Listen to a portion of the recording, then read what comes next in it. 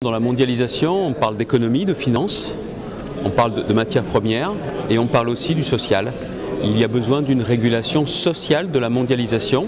Ça ne peut pas être tout pour l'économie et rien pour le social. On marche bien sur deux jambes. Il faut qu'il y ait en même temps le libre-échange et le respect des droits des travailleurs. Il faut qu'il y ait à la fois l'économie et le social, les deux en même temps.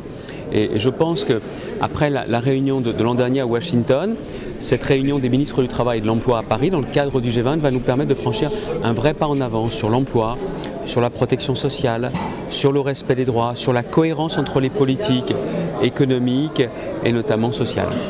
Les représentants des travailleurs vont se réunir, les représentants des employeurs vont se réunir et ensuite, eux-mêmes, vont aussi adresser un message aux chefs d'État et de gouvernement. Donc c'est vraiment le dialogue social, pas seulement dans les entreprises comme on le connaît, pas seulement au niveau du gouvernement, mais au niveau mondial. Et ça, c'est une grande première.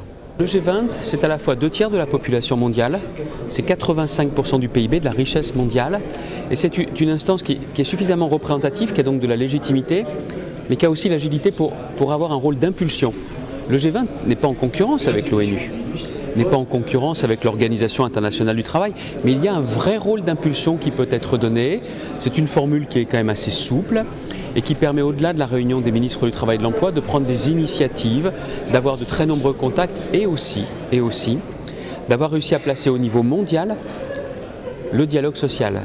Aujourd'hui, par exemple, nous avons eu des échanges très importants, vraiment enrichissants, avec les partenaires sociaux, les représentants des employeurs, les représentants des travailleurs, ensemble, avec les responsables politiques. Non, ça c'est vraiment très essentiel que l'on puisse avoir vraiment cette logique de dialogue social au niveau mondial.